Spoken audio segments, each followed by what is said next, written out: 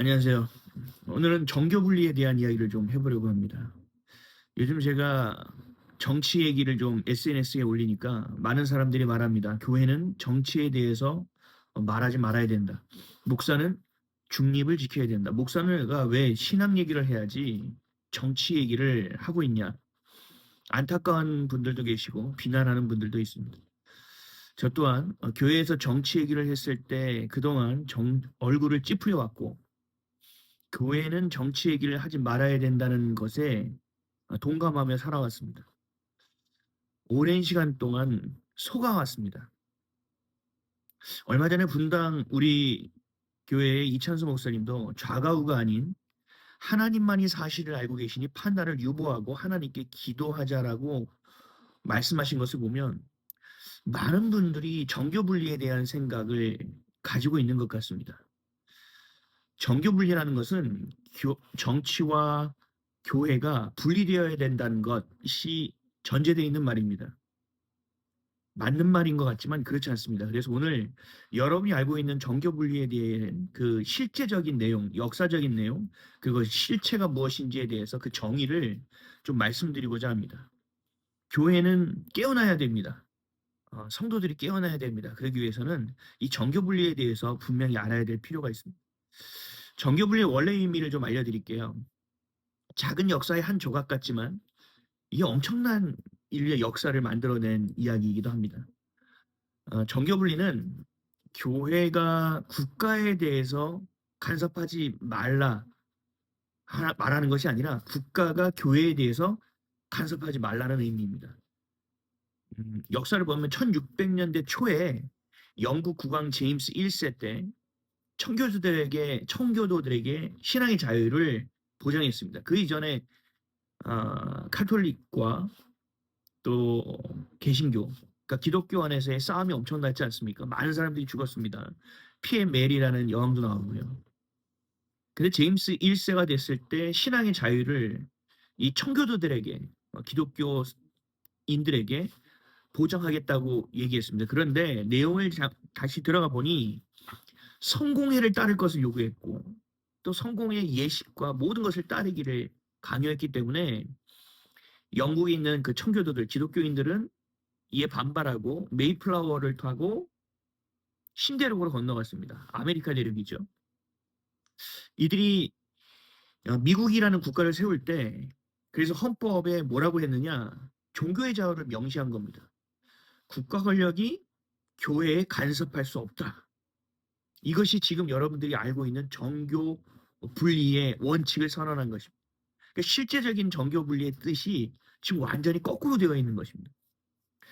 이 정교 분리를 아주 교묘하고 교활하게 사용한 사람들이 이 교회의 정치 참여를 막고 있다는 사실을 여러분들 알고 있어야 됩니다. 교회는 불교의 절처럼 아니면 카톨릭의 수도원처럼 이 세상을 떠나서 지어지지 않았습니다. 교회는 하나님은 교회를 세상 가운데 세워주셨습니다. 그리고 말씀하셨죠. 빛과 소금의 직분을 감당하라. 여러분, 모든 성도와 교회는 하나님의 공의 아래에 있습니다. 그러나 이 공의 아래 또 세상이 말하는 정의, 법치라는 것이 있습니다. 국가의 헌법 안에 교회도 포함되어 있고 이 성도도 포함되어 있다는 것입니다. 그래서 법의 통치를 받는 거죠. 예를 들면 우리 차별금지법 있지 않습니까? 차별금지법을 제정하러 갈 때 그러면 교회와 성도는 침묵해야 하느냐? 절대로 그럴 수 없습니다. 국가의 헌법보다 하나님의 법이 상위에 있다는 것을 우리는 알고 있습니다. 하나님의 공의와 그 질서가 침해당하는 것입니다. 예배의 자유를 박탈당할 수 있는 것입니다. 그럴 때 교회와 성도는 절대로 침묵할 수 없습니다. 생명을 걸고 하나님의 말씀과 예배를 지켜내야만 합니다. 나라를 사랑해야 되는 것은 맞죠. 저 또한 대한민국을 사랑합니다. 저희 외조부는 독립유공자이기도 합니다. 대한민국이 유지되어야 하는 가장 중요한 이유는 영국을 떠나서 새롭게 국가를 세운 청교도 그 기독교인들과 똑같습니다. 예배의 자유 때문입니다. 자유민주주의라는 체제는 완전하지 않습니다. 우리나라의 지금 실체를 보면 알 수 있지 않습니까? 입법부와 행정부와 사법부가 잘 삼권 분립이 돼서 질서를 잡고 서로 견제하고 세워지는 역할을 하는 것이 아니라 입법부가 이렇게 폭주하게 될 때 사법부가 카르텔 안에 있을 때 행정부와 대통령은 그냥 무너져 버리는 것입니다. 자유민주주의라는 체제 자체는 완전하지 않다라는 겁니다. 하지만 공산주의 사회주의에 찬성하지도 않습니다. 왜 그러느냐? 예배의 자유 때문입니다. 대한민국을 사랑하는 것은 예배의 자유가 있기 때문이고 대한민국이라는 국가가 예배의 자유를 보장해 주기 때문입니다. 차별금지법으로 동성애 같은 죄를 죄라고 말할 수 없게 되고 그것을 침묵해야 되는 것 아닙니다. 우리는 목소리를 내야 합니다. 이것이 매우 당연한 일입니다. 코로나19 때를 기억해 보십시오. 우리 일방적으로 정부는 교회만을 아주 매우 특정하고 교묘하게 교회 예배의 자유를 뺐지 않았습니까? 우리 그때는 잘 몰랐습니다. 저도 잘 몰랐습니다. 나라의 법을 따르는 것이 상식적이다. 다른 사람에게 피해를 주지 않는 것이 맞다라고 생각해 왔습니다. 그리고 정교 분리로 인하여 정부의 목소리만 따르는 것이 훨씬 더 상식적인 것이다라고 생각했습니다. 지나고 나서 알았습니다. 여러분 계몽령이 된 것처럼 차별금지법이 코로나19가 저에게는 저의 정교 분리, 저의 신앙관을 계몽하게 된 계기가 된 겁니다. 여러분, 예수를 그리스도로 믿는 사람들이 더불어민주당을 지지합니다. 맞습니까? 그리고 성경을 진리로 믿는다고 합니다. 여러분 이게 굉장히 멋있어 보이죠? 신념이 있고 지조가 있어 보이죠? 거짓입니다. 여러분 이것은 매우 이율배반적인 것입니다. 잘 생각해 보십시오. 더불어민주당은 차별금지법을 제정하고 그것을 법으로 통과시키려고 하는 당입니다.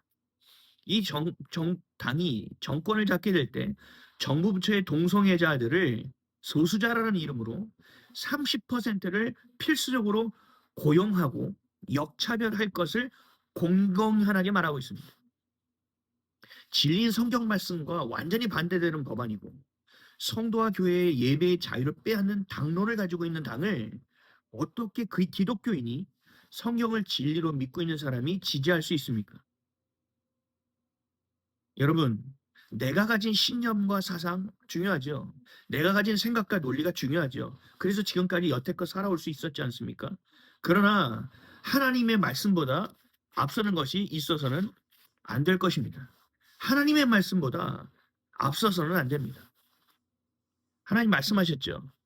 고린도후서 10장 5절에 이렇게 말씀합니다. 모든 이론을 파하며 하나님 아는 것을 대적하여 높아진 것을 다 파하고 모든 생각을 사로잡아 그리스도에게 복종케 하니. 모든 이론을 파해야 됩니다. 그 모든 이론은 뭡니까? 하나님 아는 것을 대적합니다. 우리의 모든 생각을 사로잡아서 하나님께 복종하지 못하게 만듭니다. 우리 사랑하는 성도 여러분, 예수를 믿는 우리 형제자매 여러분, 정교분리의 거짓말에 속지 마십시오. 이 정교분리의 거짓말은 그럼 어디서 비롯되느냐? 하나만 더 말씀드리고 마칠게요. 성속이원론입니다. 성속이원론. 성속이원론이 있습니다. 로마 카톨릭과 불교에서 말하는 내용입니다. 거룩한 것과 세속적인 것, 세상적인 것은 분리해야 한다. 그래서 카톨릭은 수도원을 어디다 짓습니까? 세상 밖에다 짓습니다. 불교는 절을 어디다 짓습니까? 속세를 떠나 산속에 짓습니다. 하지만 하나님은 교회를 어떻게 하셨습니까? 세상 가운데 놓으셨습니다. 그리고 빛과 소금의 직분을 감당하라고 말씀하셨습니다. 여러분 성속이원론에 속지 말아야 됩니다. 우리는 분리되어야 하는 존재가 아닙니다. 세상 가운데 소금이 물속에 들어가서 장렬하게 전사해야 합니다. 녹아야 그 바닷물이 썩지 않고 맛을 내는 것처럼 음식에 맛을 낼 수 있는 것처럼 우리 그리스도인들은 세상의 소금입니다. 세상 가운데 하나님의 거룩함으로 장렬히 전사하는 자가 되어야 합니다. 그럴 때 우리는 다시 부활하는 존재가 되는 것입니다. 분리되어야 하는 존재가 아니라 세상 안에서 거룩해야 되는 존재라는 것입니다. 정교분리라는 교활하고 교묘한 말에 속지 마십시오. 그리고 교회는 성도는 목소리를 반드시 내야만 합니다. 예배와 진리인 하나님의 말씀을 지켜내야 합니다. 그러기 위해서는 자유민주주의가 무너지게 둬서는 안 됩니다. 우리 예배의 자유를 빼앗겨서는 안 됩니다. 목소리를 내야 합니다. 이번 기회에 국민이 깨어나게 된 것처럼 이번 기회가 되어 대한민국의 교회와 성도를 깨어낼 수 있기를 애통한 마음으로 간절한 마음으로 기도합니다. 하나님은 우리를 살리시고자 합니다. 하나님이 어떠한 방법과 어떠한 수단 가운데 우리를 놓는다 하더라도 하나님의 의도와 목적, 그 선하심을 신뢰하시고 끝까지 하나님을 믿고 의지하며 우리의 목소리를 내고 우리의 신념의 목소리가 아니라 진리의 목소리를 낼 수 있는, 그리하여 교회가 회복되고 이 땅이 회복되고 우리의 예배의 자유가 회복되며 하나님의 나라가 회복되는 복된 여러분들의 삶이 되시기를 예수 그리스도의 이름으로 축복합니다. 감사합니다.